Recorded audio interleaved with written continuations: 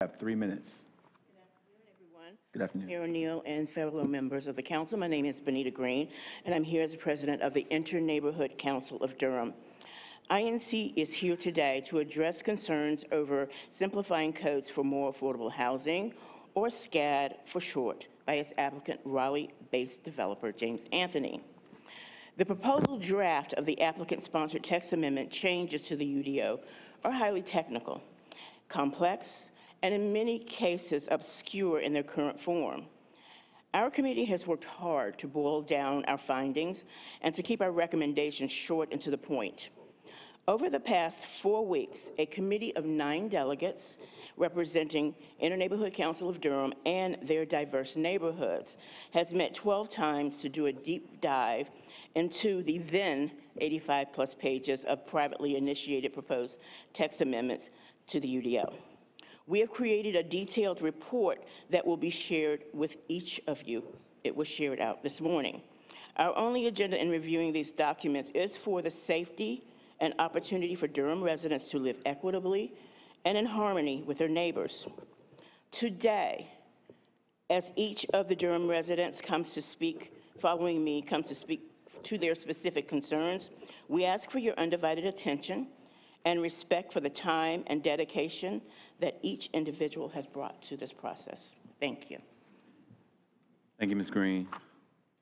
Mimi Kessler, good afternoon. Welcome to the chamber. If you'll state your name, you'll have 3 minutes. Thank you for being with us. My name is Mimi Kessler. I live at 1418 Woodland Drive. I'm here to talk about the SCAD amendments because I want to talk to you before you are contemplating your vote. Have you read the path section on page 31 of the old version, or the January version? There's a new version out yesterday, that they proposed to add to the UDO. I was shocked to read that the affordable housing they proposed only calls for rental units to be affordable for 5 years and for sale units only for the first sale. That means that the first buyer can sell the property the very next day at market rate. By definition, they need money, so it's good for their pockets, but how will that foster generational growth? Generational wealth, I'm sorry. And those in the rental units must move after 5 years. How will that help lower those in the lower wage jobs to be able to remain in Durham in the long term? I don't think that fundamentally solves anything. And their premise that building more will bring prices down is a fallacy. It is a national campaign by the real estate industry because it's profitable for them and therefore also profitable for developers and builders. EHC and these amendments before you are the local expression of that national movement. Many other cities are building like crazy, and it hasn't solved the housing problem for lower wage renters and buyers, not in any city. This deal is not good for Durham. I ask that you carefully read the email that Benita Green referenced that you should have received this morning. Attached to that is a document that she mentioned, which is an in-depth document where we described significant problems with the proposal in its current form. I also want to express my outrage that the Inter-Neighborhood Council is not recognized as a legitimate organization to warrant any time on your agenda, which means residents are not legitimately part of the process. It is pitiful if you think that residents can possibly address an 87-page document with this kind of complexity in 3 minutes. I ask you, please read the report, and if you're not willing to listen today. I will give my remarks to the clerk and ask that they be read into the record. Thank you for hearing my plea. Thank you so much for being with us today. Donna Frederick, good afternoon. Welcome to the chamber. If you'll state your name, you'll have 3 minutes. Good to see you. Good afternoon. It's Donna Frederick, and I live at 603 East Club Boulevard in Durham. Good afternoon to the chamber. Thanks for having me here for this brief comment. I come before you as a Durham resident for over 30 years. And this SCAD amendment that we are going to be hearing more about on Monday, the 20th, is very concerning to me. It's concerning to all of us who have spent volunteer hours going through it page by page. My initial question is, how many here have actually read it? It's very deep, it's very long, and we took time and actually read it and went through it. So my question is, how can you possibly get to the point to vote on something that hasn't been read? That's number one. I'm also very concerned about the equity in which this project was presented to the public. It was at most an engagement of show and tell, like in a school. They presented something, we watched it, there was very little engagement. That is not what Durham usually does. We have more questions and there's more interest. Also, there's developing shows a real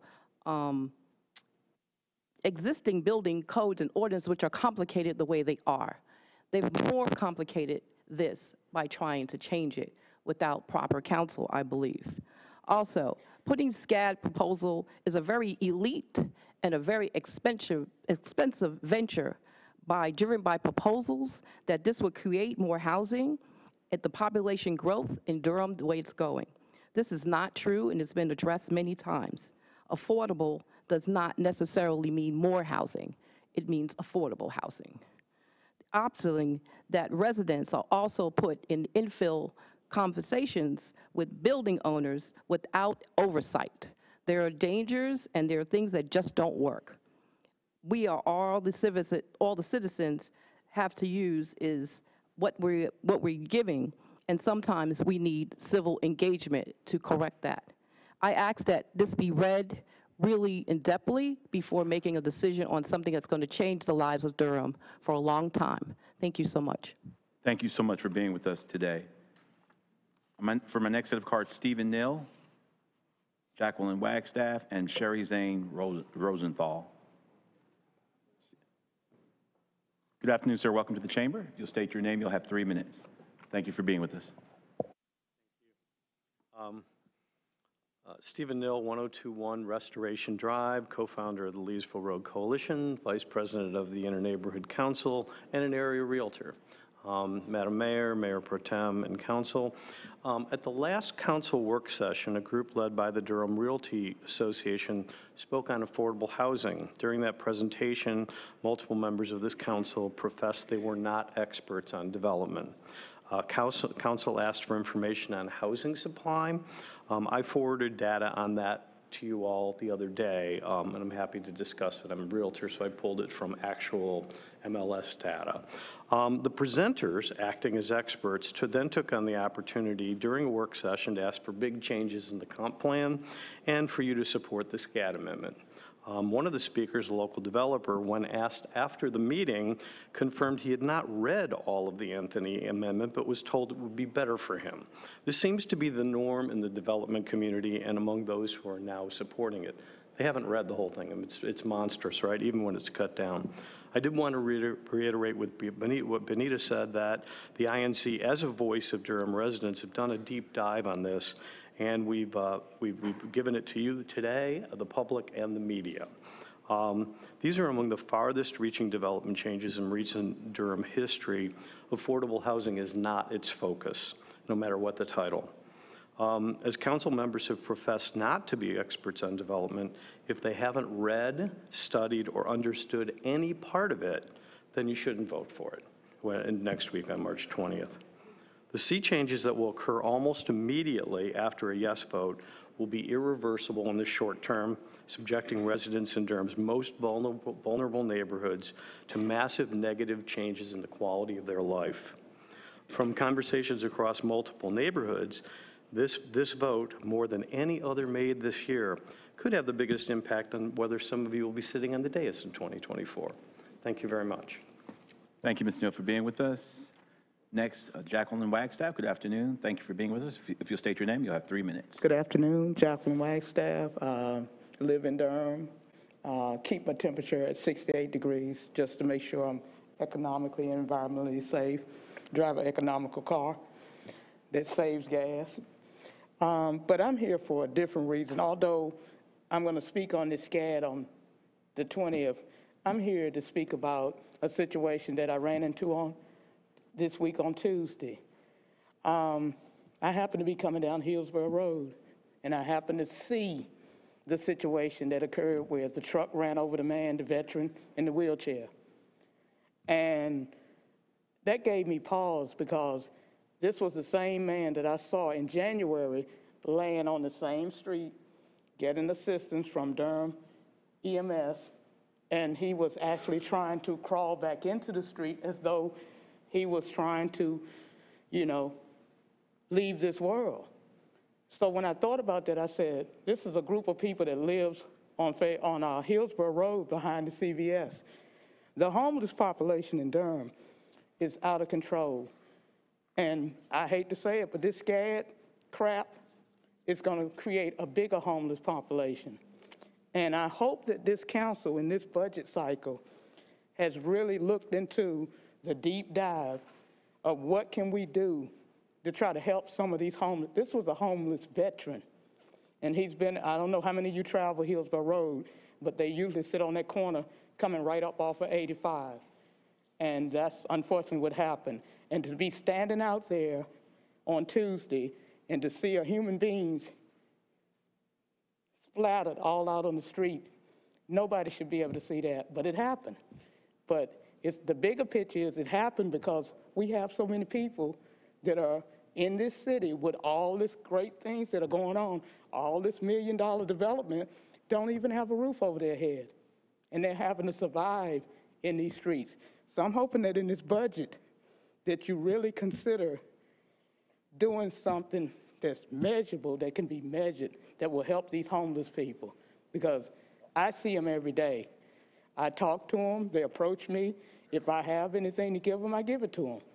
But this is a bigger picture. And on the SCAD, this whole simplifying code for affordability, that's a force. That's the title they're using to create this vision that they're concerned about affordability. You have a developer that's making disparaging comments about how we can clean up crime and all of these things by displacing people. So, but I'm not going to get into that, but I really want you to look into more money in the homeless population. Thank you so much, former council member Wagstaff. Thank you for being with us. Sherry Zane Rosenthal, good afternoon, welcome. If you'll state your name, you'll have 3 minutes. Good to have you with us. Let me get this microphone short enough. Members of council, Mayor O'Neill, I'm Sherry Zane Rosenthal. I live at 2205 Wilson Street in Durham. Going through each provision of this very long private text amendment and explaining why it's problematic takes a lot more time than rolling out astroturf and platitudes, which is what I believe you've been given by Mr. Anthony and his team. That's why I'm asking you to restore some balance to this process. Please give an hour to the Interneighborhood Council to go through this proposed ordinance and explain our concerns. Even that's a tight time frame, but I think we could walk you through enough of these amendments that you'll understand their ambiguity, the poor drafting that makes it hard to interpret and apply them, the ways in which they make it difficult to protect Durham's tree canopy and site new shade trees, undermining climate resilience just when we should be planting many more trees, and accounting for stormwater in conscious ways instead of deregulated ways. Some of these amendments undermine provision of emergency services, like EMS and firefighting, and create problems for solid waste and recycling collection. It may interest you to know that most residential builders rarely go through development plan or site plan review. They build on lots that are conventionally sited, which have never required those reviews. It's a nationwide real estate industry tactic to create a panic about a so-called crisis in housing supply and tout deregulation as the answer. However, the data shows that Durham's housing creation has kept pace within 0.02 of a unit per resident, with its increase in population, according to DataWorks. The problem is that the housing created is too high-priced. Deregulation is not likely to provide housing that's affordable under any definition, and the Anthony Amendments provide no long-term affordability. The harms of deregulation as we grow and get more dense are already being seen in Durham. The Anthony Amendments would set a terrible precedent using the private text amendment process for something it was never meant for wholesale changes to the development ordinance, which has never been done before, to my knowledge. They undermine the comprehensive plan process. They would be adopted after an anti-democratic process that's unfairly advantaged a developer from Raleigh.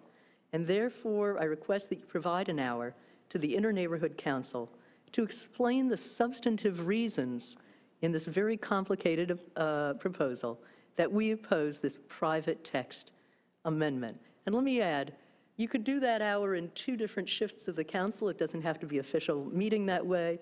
You can do it at an officially noticed meeting. But if you adopt this without that, I think it's premature, and you're going to be shocked by the unintended consequences.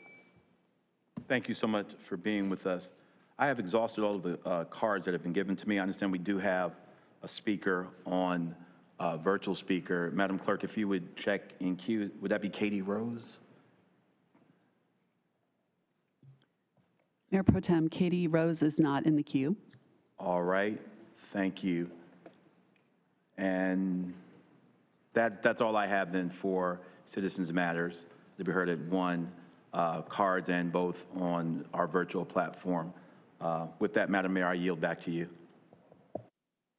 Thank you, Mayor Pro Tem, for carrying us through our Citizens Matters. I have been in consultation briefly about SCAD. I do want to acknowledge that we have received a lot of emails, and as I've set up here discussing it with our attorney and just briefly with our county manager, one of the reasons I believe that Dr. Hosey Hyman wanted to pull it is because she received an actual printout of the original text amendment, and it's very complex. It is very complex. And her desire was to be able to have it broken out into a more understandable format from the staff prior to our getting to the public hearing next week in terms of content and how we break that down. I'm a practicing lawyer, and I've seen it. We're not really practicing, but I'm an attorney. It is very complex, and so I am going to raise that, as it has been stated several times, for our council members to consider or not whether we will be ready to proceed on next Monday, or whether we talk about it at the end of the work session today, a format that would allow for public comment to come in a way that's a little different than we normally do it, because what we have before us, I think, is a consideration from what I'm hearing that has pretty much never been done before in this format, and it's 87 pages, I believe, somewhere along that. So I do think that we may need to look at it a little differently in order to get us up to speed. And so I just pose that for us to think about what that process can look like that would involve a more extensive hearing or some type of format that would allow for residents to come forth, as well as the development community or Mr. Anthony to come forth and see how we can have it so that both sides are able to come in and explain to us what they're doing and how they want to do it. Yes, ma'am. We will hear from Ms. Young. Good afternoon, everyone. Sarah Young, Planning Director. In response to, there is a lot of community concern about this. It is an accurate statement to say this is the most extensive privately initiated text amendment. I want to address a couple of things. I think we could structure this differently. You all, we could set up a special meeting just to deal with this. The amendment has been broken into parts in the version that is in your agenda packet. So you'll notice there was a change from, speakers have mentioned, it's 87 pages, it's down to 52. That is a virtue of a couple of things that I just want to put out on the record because we get a lot of questions about this. That is due to taking out portions that were not being changed. The applicants had a lot of text in there that was actually not changing. So to streamline the amendment, we have removed that because those portions should not be in an amendment if they're not changing, as well as changing the font and just doing some formatting things to make it more compact. We've also organized it into parts, so those parts could be discussed individually at the meeting as a way to kind of help compartmentalize and focus on a topic at a time. So those are my suggestions. We could have a separate meeting, but we also have chunked it, if you will, into those parts, and the discussion could follow those. I think also one of the things that may be helpful, at least for me, I'm sort of a visual person. I think I may have raised this, I think I might have talked about it with Councilman Williams maybe last meeting, I'm not sure, but the ability to kind of put it in a context in terms of, I don't know that I can speak for me.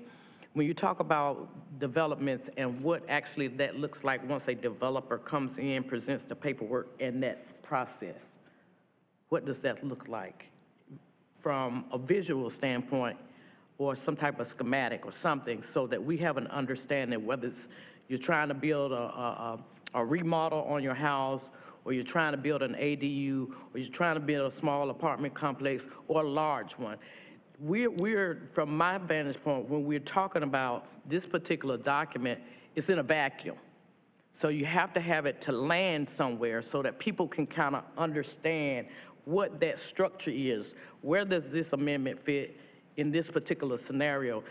We have a bunch of documents, and we're used to reading documents, but if you don't have a kind of place to land it so that it makes sense, it doesn't make sense. You're just reading.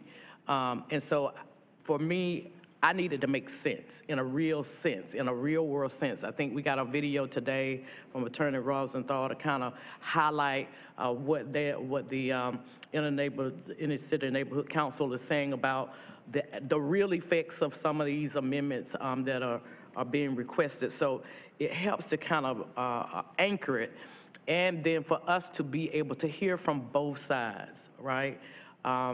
They've expressed an hour to come in and be able to talk.